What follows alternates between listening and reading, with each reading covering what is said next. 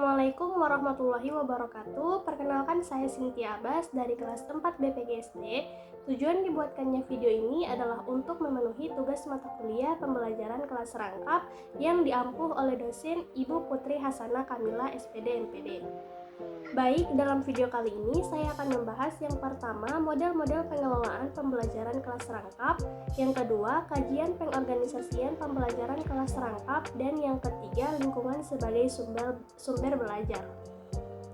Baik, langsung saja yang pertama, model-model pengelolaan pembelajaran kelas rangkap.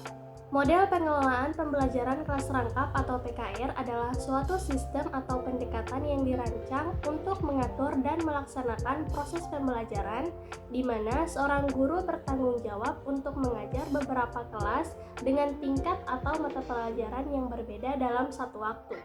Model ini biasanya diterapkan di sekolah-sekolah dengan kondisi khusus. Model pengelolaan pembelajaran kelas rangkap. Yang pertama, model satu ruangan dua kelas dua mata pelajaran atau 122. Pada model 122, seorang guru mengajar dalam satu ruangan yang terdiri dari dua kelas yang berbeda dan mata pelajaran yang berbeda dari masing-masing kelas. Misalkan, guru mengajar kelas 5 pada mata pelajaran IPA dan kelas 6 pada mata pelajaran IPS dalam satu ruangan. Yang kedua, model dua ruangan, dua kelas, dua mata pelajaran atau 222. Model pembelajaran kelas rangkap 222 berarti seorang guru mengajar dalam dua ruangan yang terdiri dari dua kelas yang berbeda dan mata pelajaran yang berbeda dari masing-masing kelas. Misalnya, mengajar mata pelajaran IPS di kelas 5 dan mengajar IPA di kelas 6. Yang ketiga, model 3 ruangan, 3 kelas, 3 mata pelajaran atau 333. Model pembelajaran kelas rangkap 333 berarti seorang guru mengajar dalam 3 ruangan yang terdiri dari 3 kelas yang berbeda dan mata pelajaran yang berbeda dari masing-masing kelas. Misalnya, kelas 4 dengan mata pelajaran IPS, kelas 5 dengan mata pelajaran IPA, dan kelas 6 dengan mata pelajaran matematika. Kemudian yang kedua, kajian pengorganisasian pembelajaran kelas rangkap. Dalam pengorganisasian PKR, guru perlu merancang pembelajaran yang fleksibel dan adaptif, mempertimbangkan perbedaan usia, tingkat kemampuan, dan kebutuhan belajar siswa.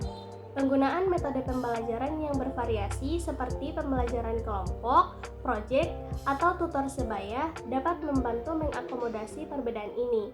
Selain itu, guru juga perlu menciptakan lingkungan belajar yang kondusif di mana siswa dari berbagai tingkat kelas dapat berinteraksi dan berkolaborasi secara positif.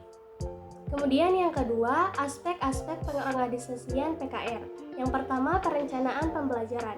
Guru perlu merancang pembelajaran yang terstruktur dan terintegrasi dengan mempertimbangkan kurikulum dari berbagai tingkat kelas. Yang kedua, metode pembelajaran. Penggunaan metode pembelajaran yang bervariasi seperti pembelajaran kelompok, proyek, tutor sebaya, dan pembelajaran individual sangat penting untuk menjaga keterlibatan siswa.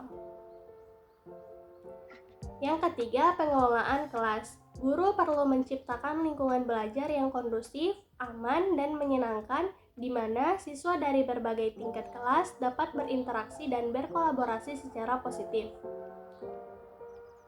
Yang keempat, penggunaan sumber daya.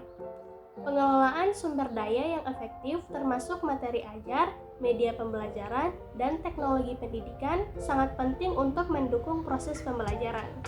Dan yang kelima, ada evaluasi pembelajaran. Evaluasi yang berkelanjutan diperlukan untuk memantau kemajuan siswa dan menyesuaikan strategi pembelajaran jika diperlukan. Yang terakhir, ada lingkungan sebagai sumber belajar. Pengertian lingkungan sebagai sumber belajar. Lingkungan sebagai sumber belajar adalah segala sesuatu yang ada di sekitar peserta didik, baik berupa benda mati, makhluk hidup, maupun peristiwa alam yang dapat dimanfaatkan untuk memperoleh pengetahuan dan keterampilan. Jenis-jenis lingkungan sebagai sumber belajar. Yang pertama, lingkungan alam, contohnya seperti hutan, sungai, pantai, gunung, kebun, dan sawah. Yang kedua, lingkungan sosial, seperti pasar, museum, tempat ibadah, kantor pos, dan komunitas. Dan yang ketiga, lingkungan buatan, seperti taman kota, kebun binatang, pabrik, dan laboratorium. Baik, sekian video dari saya, semoga bermanfaat. Lebih dari kurangnya saya mohon maaf. Wassalamualaikum warahmatullahi wabarakatuh.